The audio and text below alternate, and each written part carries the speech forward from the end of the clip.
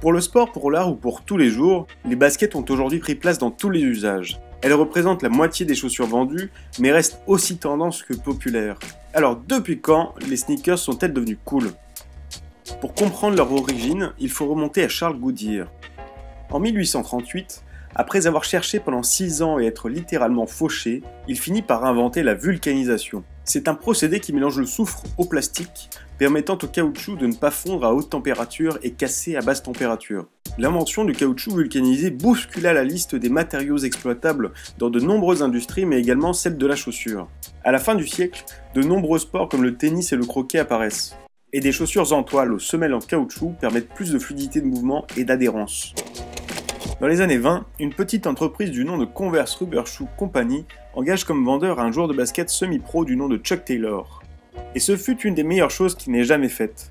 À l'époque, le basket n'était pas un sport très populaire. Alors Chuck Taylor composa une équipe nommée les All-Stars. Ils parcoururent les plus grandes écoles du pays pour y vendre des chaussures et jouer des matchs d'exhibition, créant un engouement autour du sport. En partie grâce à eux, cette génération forma les premiers joueurs de basket professionnels et chaussés de Converse, ils firent entrer la célèbre paire dans la légende. Dans les années 50, le rock, bien que perçu comme un mouvement subversif et rebelle, commence son ascension auprès des jeunes. Et même si les baskets sont considérées en dehors des terrains de sport comme étant pour les marginaux et les délinquants, elles sont affichées au pied de nombreuses figures du mouvement. Au-delà de leur style et de leur confort, porter des sneakers est un geste politique. Les jeunes femmes qui les portent défient les normes de genre et de classe sociale. Elles expriment ainsi le désir de porter des chaussures unisexes en promouvant la liberté, l'égalité ou l'indépendance. Mais les baskets ne sont encore destinées qu'aux jeunes et au sport. Dans les années 70, un virus s'empare de l'Occident et devient un mouvement planétaire. Des courses s'organisent dans toutes les grandes villes d'Europe et d'Amérique, dont les célèbres marathons de New York et de Paris, qui passent en une dizaine d'années de quelques centaines de participants à des dizaines de milliers. Cet engouement fait de la course à pied un des sports les plus pratiqués et fait une place aux chaussures de sport dans toutes les armoires. À la fin de la décennie, l'industrie est énorme et commence à avoir un budget conséquent.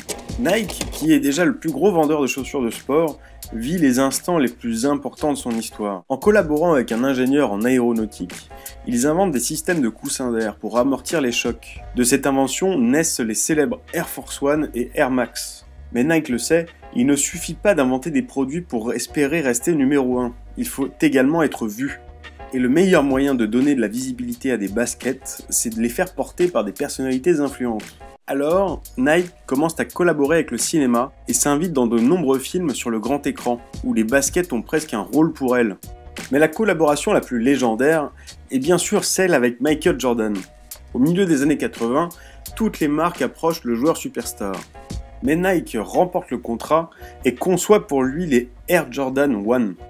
Dans le contrat, il est entendu que Jordan porte les chaussures à tous les matchs.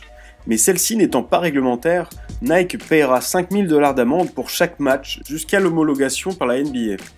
Les Air Jordan deviennent une des paires les plus vendues par la marque. Celles portées par Jordan se vendent à près d'un demi-million de dollars et la collaboration entre le joueur et Nike est une des plus célèbres de l'histoire. Bien que les sneakers soient déjà portés par les stars de la musique depuis quelques décennies, les nouveaux courants musicaux s'en emparent également. Run DMC, le premier groupe de rap à passer sur MTV, arbore la marque aux 3 bandes de la tête aux pieds. Et elle leur est tellement assimilée que les spectateurs jettent des Adidas Superstar pendant leurs concerts. Et ainsi, le rap, comme le rock et la pop avant lui, se chaussent en basket. L'industrie maîtrise désormais tous les ingrédients du succès et continue à s'associer à des personnalités influentes, couvrant de nouveaux segments de marché comme celui du luxe et restant implacablement depuis 20 ans à l'avant-garde de la mode. Mais pendant encore combien de temps cela peut-il durer ?